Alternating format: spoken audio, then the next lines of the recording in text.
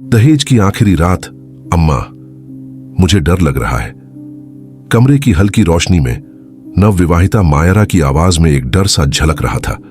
उसकी आंखों में आंसू थे और हाथ अपने बर्तन की थाली की तरफ बढ़ा रहे थे। कमरे में बैठे उसकी सहेली सोनिया ने उसे धीरे से पकड़ते हुए कहा, मायरा, डरने की कोई बात नहीं है, बस रात हो गई है, सो जाओ, सब ठीक रहेगा। लेकिन मायरा की धड़कन तेज हो रही थी, उसकी सांसें अनियमित थीं। वह जानती थी कि यह डर सिर्फ रात का नहीं है, बल्कि आने वाले कल का भी था। दहेज की वो आखिरी रात जिसमें उसके जीवन का सबसे बड़ा खेल छुपा था। मायरा, तुम ठीक हो ना? कुछ तो बताओ मुझे। सोनिया ने उसके हाथ पकड़ते हुए देखा कि मायरा की उंगलियां कांप रही थीं। सोनिया, मुझे लगता है मुझे पता चल गया है, कल जो होने वाला है वो मुझे। मायरा की आवाज टूट गई। सोनिया ने उसे अपनी बाहों में लिया। क्या पता चला मायरा? सब ठीक है, मुझे सब बता दो, डरने की जरूरत नहीं है। मायरा ने धीमे से कहा, यह दहेज, मेरा पति, उसके परिवार के लोग, सब कुछ नकली है। मैं मर सकती हूं। सोनिया चौंक गई। तुम क्या कह रही हो? मायरा ने जल्दी से कमरे की ओर इशारा किया। वो लोग मुझे मारने वाले हैं। ये दहेज के लिए उनकी नीयत खराब है।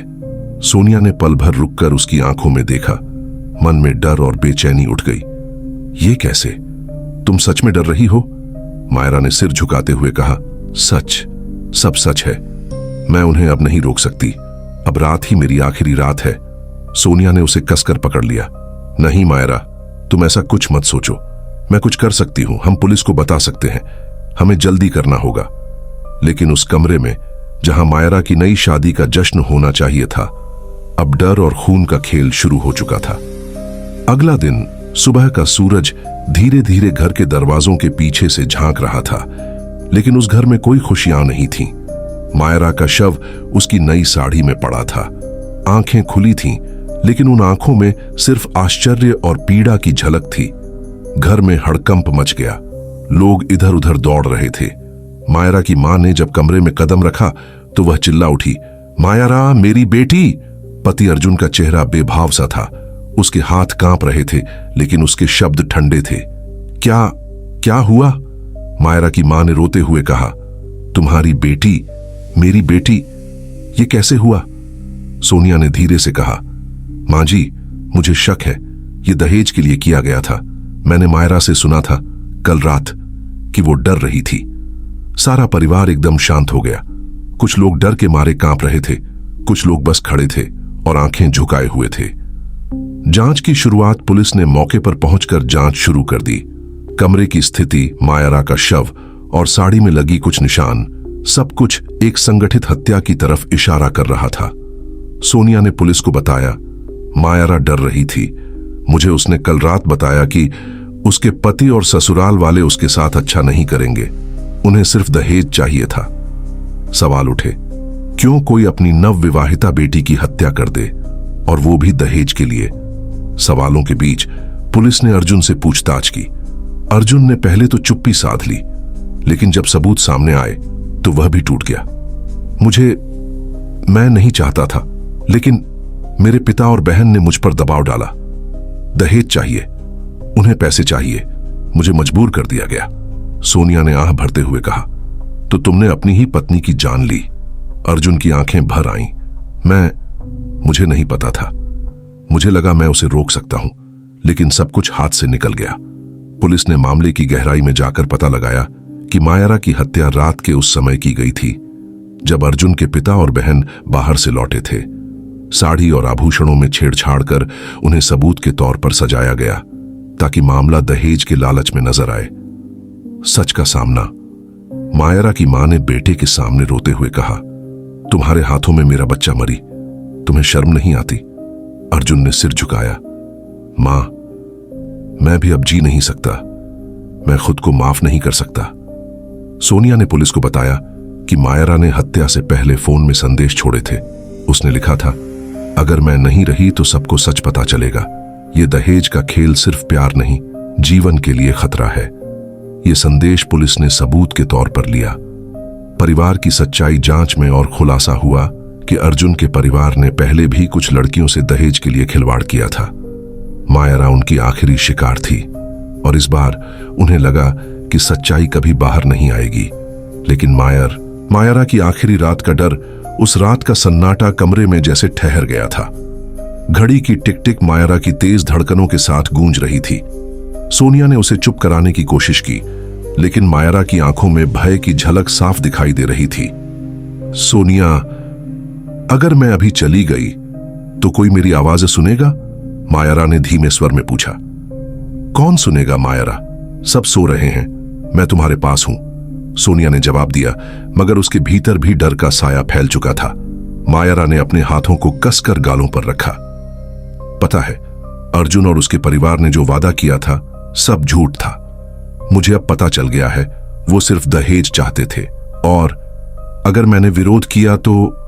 सोनिया ने उसकी बात काटते हुए कहा, मत रोको मायरा, हमें कुछ करना होगा, मैं इसे रोक सकती हूं। मायरा ने हल्की हंसी हंसते हुए कहा, सोनिया, ये खेल बहुत बड़ा है, तुम नहीं समझ सकती। दहेज की लालच में इंसान कितना काला हो सकता है। कमरे की खिड़की से बाहर ठंडी हवा आई। माहौल और भी डरावना लग रहा था। यह सिर्फ रात नहीं थी, बल्कि मायरा के जीवन की आखिरी रात थी। घातक योजना का खुलासा अगले दिन सुबह, जब सूरज की हल्की किरण कमरे में आई तो कमरे का दृश्य हर किसी को हिला देने वाला था।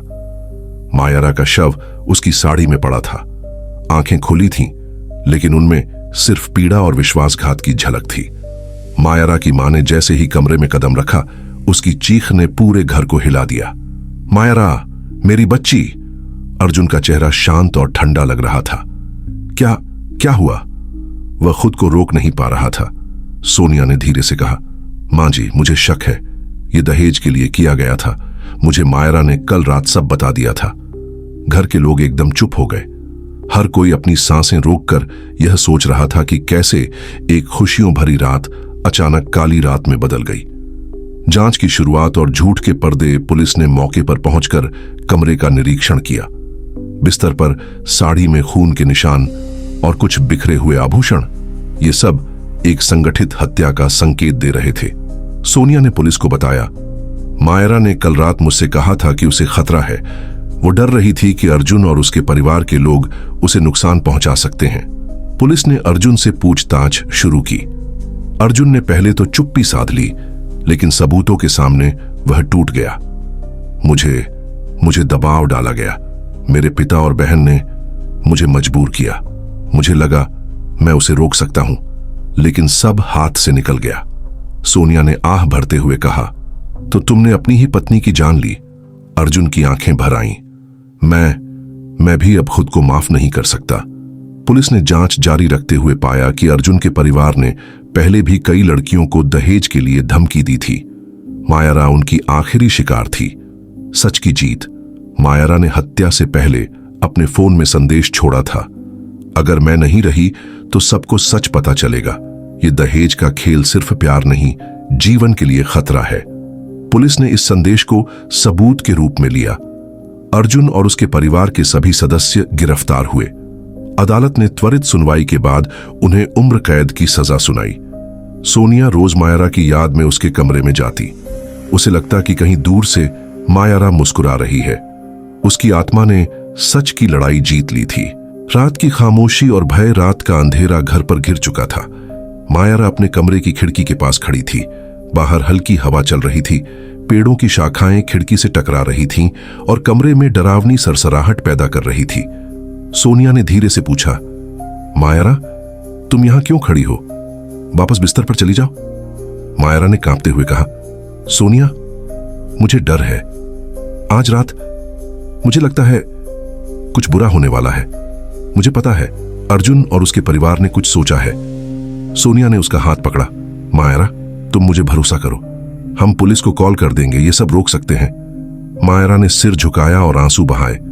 सोनिया, मैं जानती हूं कल सुबह मैं इस दुनिया में नहीं रहूंगी, लेकिन तुम्हें सच पता चलेगा।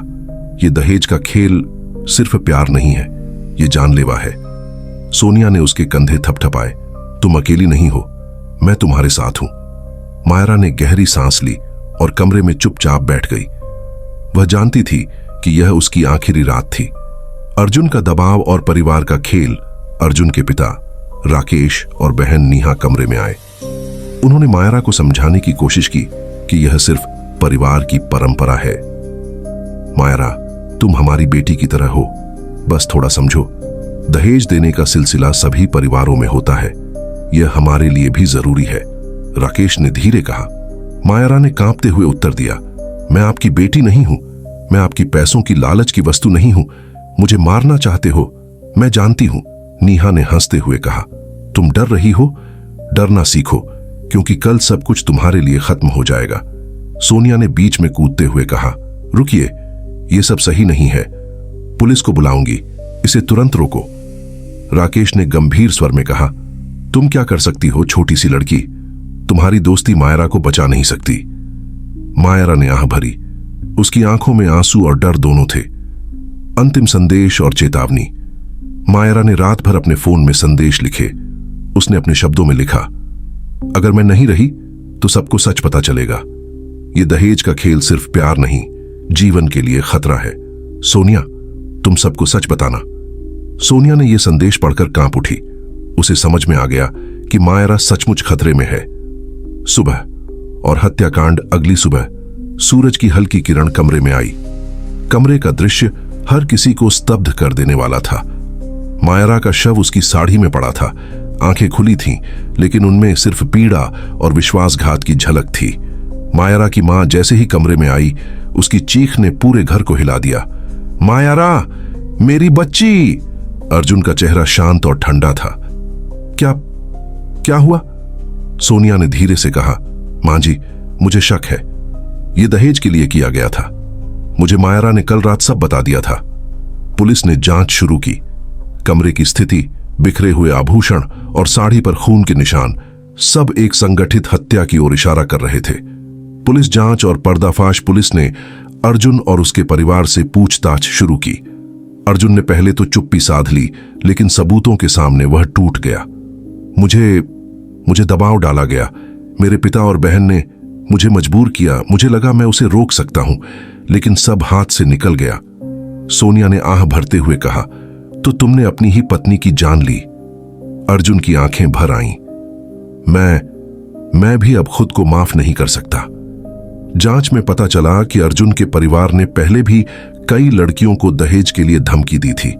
मायरा उनकी आखिरी शिकार थी।